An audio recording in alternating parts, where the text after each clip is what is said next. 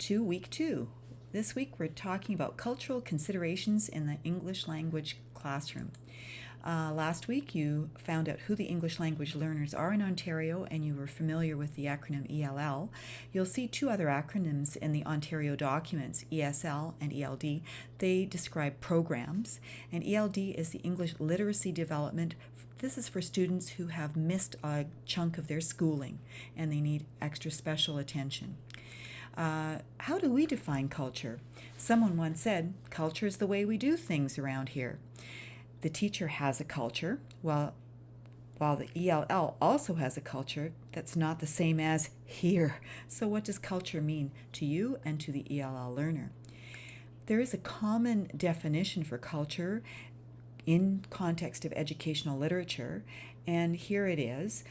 Culture is a system of meaning which consists of traditions, beliefs, values, norms, and symbols passed on from one generation to the next within a particular community. And often you will see culture described compared to an iceberg. And there's a relatively small part of culture that is really visible, while most culture is not so readily visible, just like an iceberg. Here we have a little bit more for you to think about. At what level of the cultural iceberg would these concepts be found? At the very peak of your iceberg, you have cultural aspects that are very highly visible. Then under the surface, you'll see cultural aspects that are visible in behaviors, values that come out in behaviors. And then deep culture will affect many of your behaviors in your culture.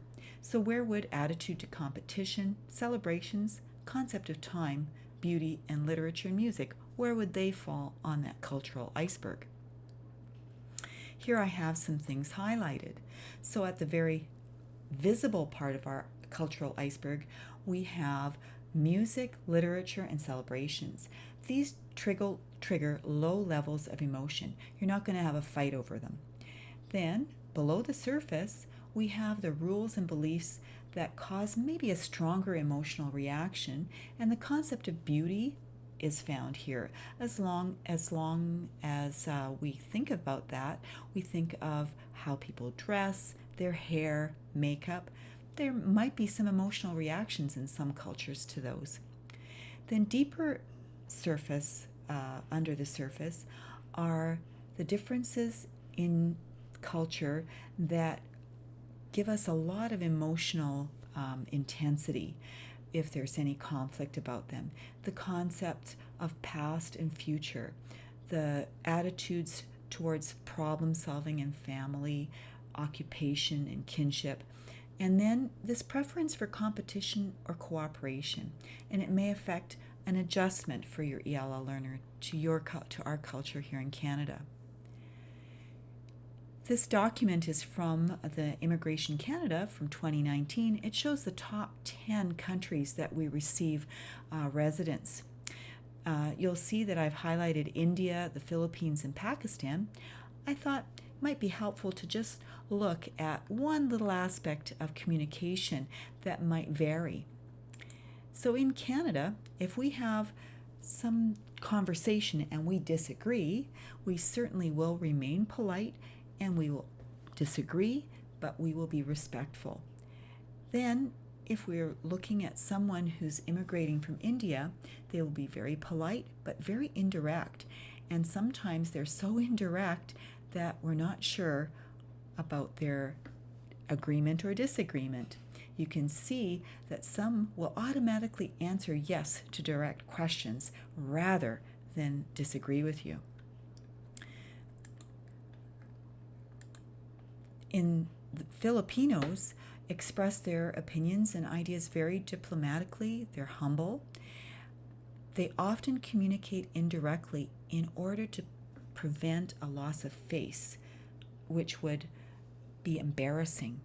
So either way, whether you're receiving information from them or giving them information, it's important to know. The Pakistani communication style is generally indirect. They want to avoid confrontation.